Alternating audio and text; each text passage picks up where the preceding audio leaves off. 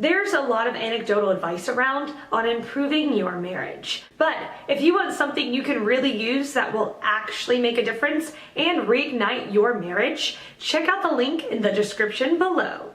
The question, how can I help save my brother's marriage? When two people are overwhelmed by the burdens of their lives, they often find it hard to appreciate the benefits they do have. I think you can help by being a benefit to each, and lightening some of their life's burdens. Can you babysit regularly? If so, taking on some of the child care hours can free each of them to work more or enjoy some needed personal free time. Can you help out with marketing, cooking, cleaning? If so, there will be less of that for each of them to do. Is there any available social services network to connect them with sliding scale psychological counseling like social workers or school counselors?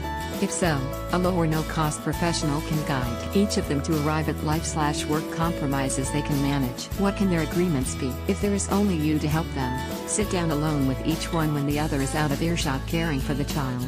Their child should not ever be exposed to their unhappinesses or disagreements. Make that the first point of agreement. List everything he wants and isn't getting.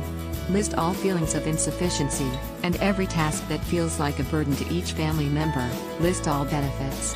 What are areas of agreement? Sit with these lists, alone and by yourself. What compromises can each make to assure a more stable and practical family dynamic? List these. Ask each one separately and privately which of the compromises he can agree to and carry out faithfully. Write in agreement. This would be like a behavioral contract, listing what behavior each will do or refrain from doing. Have them both sign it and check in with each one privately and regularly. Refrain from judgment. Keep asking each of them, what can you do to improve this issue? This relationship? They may need time alone together and apart.